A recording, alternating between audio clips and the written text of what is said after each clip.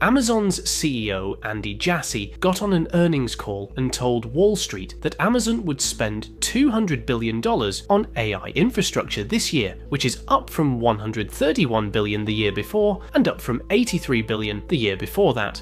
3 years of spending, each one nearly doubling the last with no ceiling in sight. The stock dropped immediately, down over 10% within weeks, and investors weren't reacting to the number, they were reacting to what the number implied. Every time I look at stuff like this, one thing comes to my mind. Does this corporation have any idea what it's doing? Because nowadays, a lot of corporations spend a lot of money on AI. You're spending money for 3 years, recklessly. Do you guys know the consequences of what you're investing in? Do you guys know the implications that could arise from investing this amount of money? Is it even worth it? See, there's so much questions that come from this that you gotta just stop and think and be like, bruh, why are we doing this? What's the purpose of this? Are we just trying to just show off or something? There gotta be something bigger at play, man. That Amazon is pouring money into AI faster than any company in history, and nobody can explain what they're getting back for it. Now let's talk about Alexa, the product that was supposed to justify all of this spending decades ago. Amazon has poured over $25 billion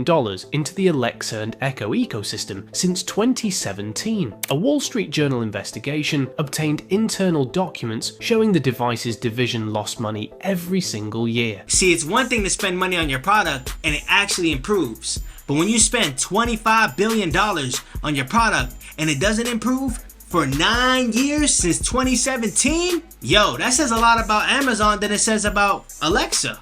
I'm starting to look at Amazon a little bit differently. Especially if you do a little bit of Google research, you'll find out about all the layoffs. Y'all trying to cut down on costs, but the problem is the cost is actually coming from your reckless spending. Straight up. For context, Google+, one of the most famous product failures in tech history, lost about $2 billion. Microsoft's Windows Phone lost roughly $7 billion. Alexa makes both of those look like rounding errors. So Amazon's answer was Alexa Plus, the AI-powered rebuild that would finally, after a decade and $25 billion, make Alexa smart. At the end of the day, you can assign a price to a product all you want. You can infuse new features into it, you can enhance the existing features, but the ultimate determinator of the value of that product, the market, is what assigns its value based on its perception. If it doesn't see it as $300 and you assigned a price of $300 to it, so if the market says, yo, that product is not worth $300, you gotta eat that and go back in the lab and make a better product. That's why y'all spending so much money and not making a return on the investment. But when it launched on March 31st, 2025, the key features they had advertised were simply missing. No Grubhub ordering, no grocery ordering, no family member recognition, no kids story generation, no browser version. Only 300 of Alexa's 100,000 third-party skills worked with the new system at launch. So you're telling me you want me to take my hard-earned money and spend it on a product that comes with problems? All because Amazon decided to be the hare instead of the turtle? The turtle represents precision. The turtle represents accuracy. The hare is like, just rush it. We just care about profit. We want to make our money as fast as possible. And unfortunately, that comes at a cost. And you know what that cost is? Lack of trust from people like me and you, because we're not going to spend our money on things that are not well fully developed, that are not well fully put together. AWS is still the largest cloud provider in the world, but the gap is closing, and it's closing specifically because of AI. Google Cloud grew 36% in 2025, Microsoft Azure grew 39% in Q4 alone, and AWS is growing slower than both. The problem is structural. Microsoft has OpenAI integrated directly into Office, the most widely used productivity suite on Earth. So let's just keep it simple. The cloud is basically centralized servers, and every single tech corporation got a brand name for their centralized servers. And from what I know, Amazon was in the lead for a long time. They had the Amazon Web Services. But this is where I gotta point out the irony. They're investing crazy amount of money on AI, and AI is the same reason as to why their competitors' cloud services is becoming more advanced and creating a challenge with Amazon. So if anything, Amazon should be opposed of AI because it's helping these tech corporations. That's crazy, bro. Google has Gemini embedded into Workspace and Search. Amazon has Bedrock and a set of custom Trainium chips that even Anthropic apparently doesn't fully trust. In October 2025, Anthropic signed a deal to access up to 1 million Google TPUs. That is Amazon's single biggest AI investment, choosing a competitor's hardware. That is not a vote of confidence. I want you guys to picture this. Imagine hiring somebody and things don't go as they planned, they end up leaving your company. And then, instead of creating any other company in a different industry, they end up creating a company that ends up competing with your company. That's exactly what the CEO of Anthropic, whatever his name is, did to Sam Altman and OpenAI. You expect me to trust somebody like that? Bro, I'm gonna be honest with you, bro. That's dirty. So when Anthropic does stuff like this, it doesn't really surprise me, because the one who's really steering the ship is the CEO. The Financial Times projected that by 2029, Microsoft's cloud revenue would overtake AWS entirely. And then there's the human cost, which might be the most disturbing part of all of this. Leaked internal documents published by the New York Times revealed Amazon's plan to automate 75% of warehouse operations and eliminate up to 600,000 jobs by 2033. The documents showed that managers were instructed to avoid words like automation, AI, and robot in public communications and replace them with euphemisms like advanced technology. They were also told to sponsor local parades and Toys for Tots drives in the communities where the jobs would be disappearing. You have to not only question these tech corporations, but you have to question every single corporation trying to incorporate AI in the workforce. First and foremost, these tech corporations, or all corporations, heavily rely on people buying their products and services.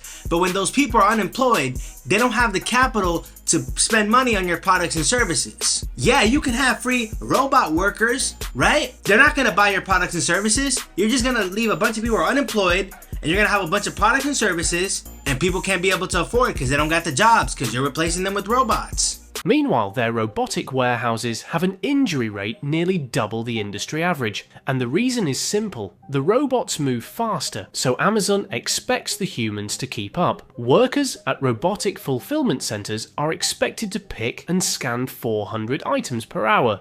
At traditional warehouses, that number is about 100. Human bodies were not built for that. Amazon's AI surveillance systems track worker productivity down to the second. I still can't get over the fact that this is actually happening. Problem is, by the time they realize what they're doing and the consequences that they are creating is going to be already too late. I wouldn't be surprised if they start bringing people back into the workforce and removing some of these robots. Y'all need the capital. Y'all need the money. And who's going to give you that? Not robots. Like I said, humans. Their algorithms automatically generate warnings and terminations without supervisor review. A 63-year-old army veteran named Stephen Normandin who became a viral story after being fired by Amazon's algorithm with no explanation and no human ever reviewing the decision. The system decided he was underperforming, and that was the end of his employment. And the sad reality about all this is algorithms, AI, robots, they have no emotions. They're just programs. They don't understand that you got a family. They don't understand that you gotta pay the bills. I feel bad for this old man. Damn, man. Amazon, y'all gotta get this stuff together, man. This is not cool at all. I cannot have an AI, robot, algorithm, whatever, being the determinator of whether I keep my job or not, or whether I sustain my livelihood or not. That's frustrating, man. MIT Nobel laureate Darren Acemoglu told the New York Times nobody else has the same incentive as Amazon to find the way to automate. Once they work out how to do this profitably, it will spread to others too. One of the biggest employers in the United States will become a net job destroyer. Honestly, I would have to agree. The tech corporation that gains the advantage sets the standard, and they set the precedent. So other tech corporations behind them do the exact same thing so they can gain the advantage. So if Amazon starts saying, yo, we're cutting down on cost, we're improving efficiency in the workforce, oh, that's music to these corporations. They're gonna be like, oh, how y'all do that? With robots. And next thing you know, a lot of corporations are instilling robots in their workforce, and consequences can be very, very severe. But unfortunately, they won't know till it's too late. Not a net job creator. Amazon is a $2 trillion company, and it is bleeding out. There is a very real difference between a company that is investing in the future and a company that is hemorrhaging into a hole it dug for itself. Amazon convinced itself that if it just spent enough money fast enough, AI would transform everything it touched. And AI did transform everything it touched. but just in the wrong direction. Amazon, at the end of the day, anything that you spend your money on is always going to have pros and cons. If you can't be able to deal with the cons, then don't even invest money on it. Whatever that may be. And y'all always going to face those cons as much as y'all face the pros. I don't know what y'all think, but let me know down below, man. Real talk, man. How y'all feel about all this Amazon stuff? And that's all I got to say, man. Peace and love. I'll see y'all next time.